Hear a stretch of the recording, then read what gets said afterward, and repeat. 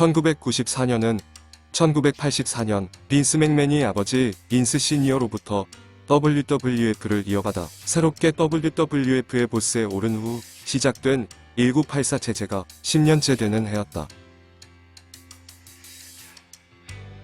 1984란 1949년 출판된 고도로 관리되고 통제되는 정보와 사회의 공포를 그린 조지 오웰 작가의 근미래 SF 소설의 제목이기도 하다. WWF에서의 1984 체제는 1984년부터 시작된 WWF 전미시장 제압 프로젝트를 조지 오웰이 묘사한 근미래 사회에 빗대어 부른 것이다. 1984년부터 10년간의 북미 프로레슬링 시장은 돌이켜보면 그 이후의 10년보다 어쩌면 더 많은 변화의 소용돌이 속에 있던 10년이었다. 일찍이 세계에서 가장 독보적인 비즈니스 시장이라 여겨진 북미 프로레슬링계를 한 손에 쥐고 독점적으로 좌지우지하던 NWA는 10년 새에 무너졌다. 영원할 것 같던 NWA 동맹은 결국 내부 붕괴로 무너지고 전국 각지의 NWA 가맹단체와 지역들은 연이어 활동 정지를 선언하거나 그대로 사라졌다. 사실상 NWA의 실권을 쥐고 막강한 권력을 자랑하던 NWA 크로켓 프로모션은 계속되는 경영부진으로 도산 직전 언론재벌 테드 터너에게 팔려갔다. 테드 터너는 자신이 직접 설립한 케이블 전용 방송국인 TBS를 통해 조지아 챔피언십 레슬링, 월드 챔피언십 레슬링 등을 방영하기도 했던 인물이었다. 그는 1988년 11월 도산 직전에 NWA를 900만 달러에 사들여 12월 1일 조지아주 애틀란타의 WCW를 탄생시키며 메이저 이단체의 시대를 열었다. 번가니에를 필두로 NWA와 경쟁하며 북부 지역의 패권을 장악하고 있던 AWA도 1991년 도산하며 길었던 30년 역사에 사실상 종지부를 찍었다.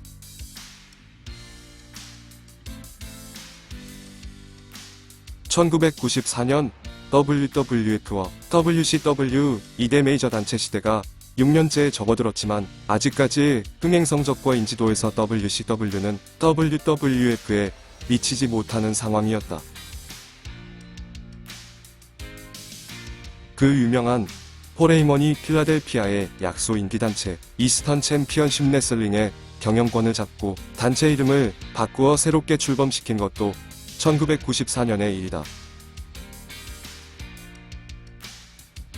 바로 엄청난 매니아들을 탄생시킨 익스트림 챔피언십 레슬링, 즉 ECW였다. 1994년은 폴 헤이먼에 의한 하드코어 혁명이 시작된 해이기도 한 것이다.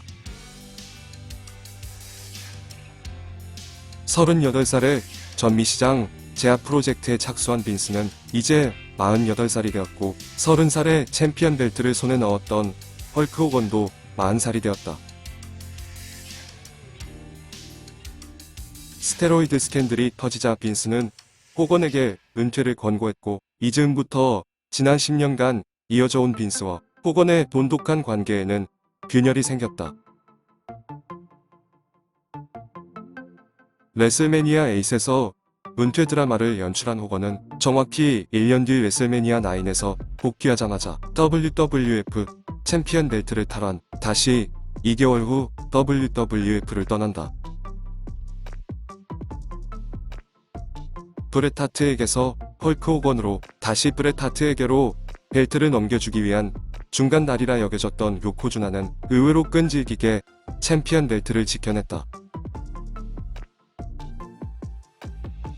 1984년으로부터 10년이 지난 1994년은 WWF 챔피언을 둘러싼 요코즈나, 렉스 루거, 그리고 브렛 하트 3인방을 주연으로 하는 새로운 챕터에 들어섰다. 한편 1984년부터 1994년까지의 10년간의 WWF를 리얼타임으로 체험한 몇 안 되는 선수 중 한 명이 있었으니 바로 마초맨 랜디 세비지였다. 아날로그 레코드로 치면 1980년대 WWF에는 말할 것도 없이 헐크 호건, B면은 마초맨과 엘리자베스의 미녀와 야수 콤비였을 것이다.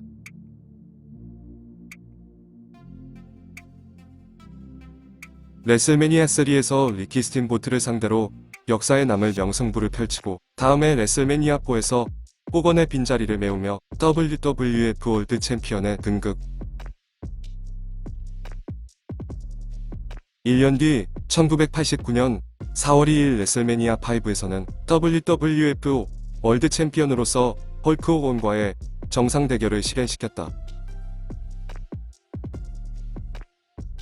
마초맨과 엘리자베스는 실제 부부였지만 TV상에서는 이를 숨겨야 했고 두 사람의 러브스토리는 1991년 링 위에서의 결혼식으로 클라이맥스를 맞이했다.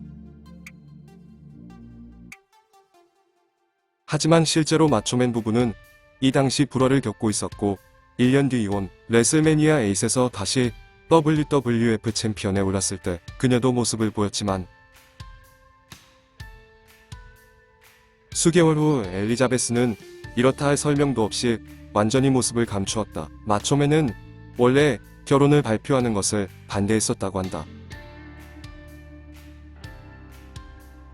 1991년부터 1992년에 걸쳐 첫 번째 스테로이드 스캔들이 WWF를 덮쳤고 자오리안 박사의 단골 고객 리스트에는 마초맨의 이름도 포함되어 있었다. FBI 조사에 칼끝은 마초맨의 눈앞까지 와 있었고 빈스는 소속 선수 전원을 대상으로 하는 도핑 테스트로 맞섰다.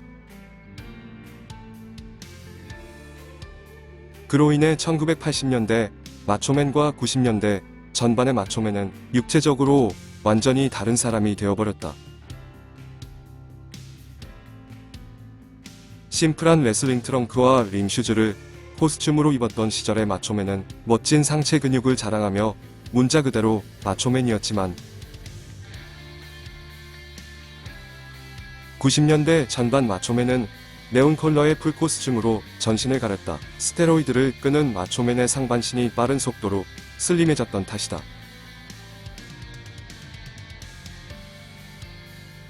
빈스는 호건 다음 시대의 주연 후보에 시드 저스티스, 언더테이커, 브렛 하트, 숀 마이클스, 브리티시 불독 등을 꼽았지만 마초맨의 이름은 없었다.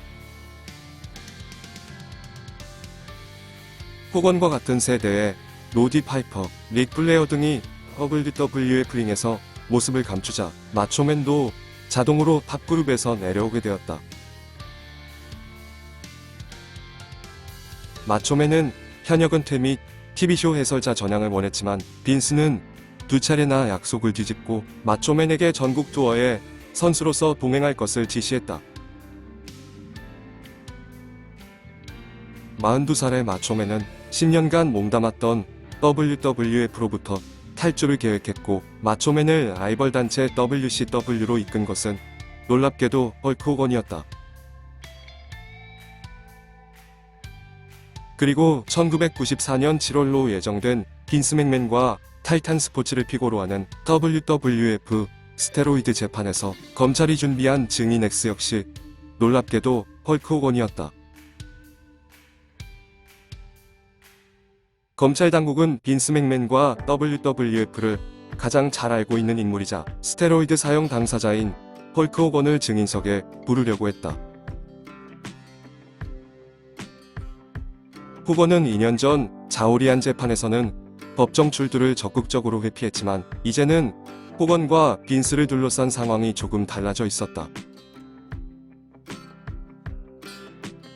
FBI가 예비심리에 제출한 증거품 중에는 자오리안 박사가 호건에게 보낸 배송 지주소 타이탄 스포츠의 1989년 10월 영수증이 포함되어 있었다. 1994년 7월로 예정된 WWF 스테로이드 재판의 쟁점은 어디까지나 판매, 유통을 위한 불법 소지와 이를 이용해 WWF가 이득을 취했는지 여부였다. 개인의 스테로이드 사용에 대해서는 죄를 묻지 않을 것이었으므로 헐크 호건은 법정 출두를 굳이 피할 이유가 없었다.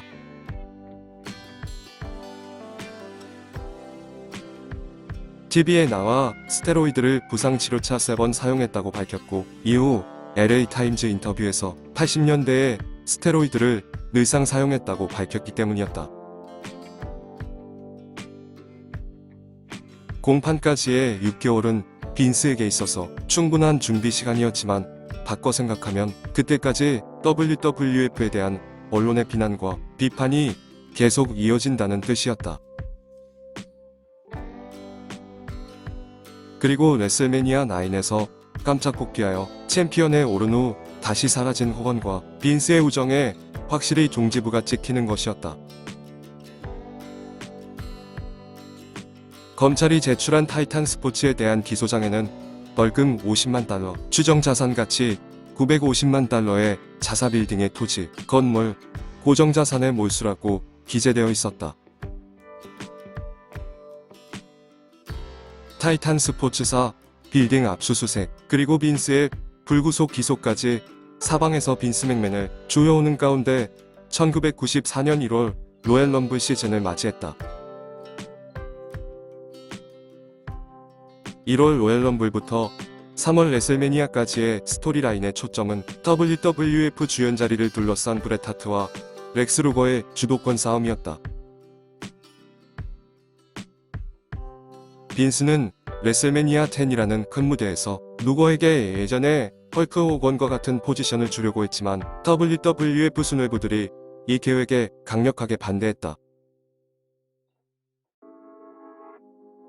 모든 언론이 기관총을 겨누고 기다리는 WWF 스테로이드 재판을 앞둔 시점에서 걸어다니는 스테로이드 루거를 기용하는 것은 너무 위험했기 때문이었다.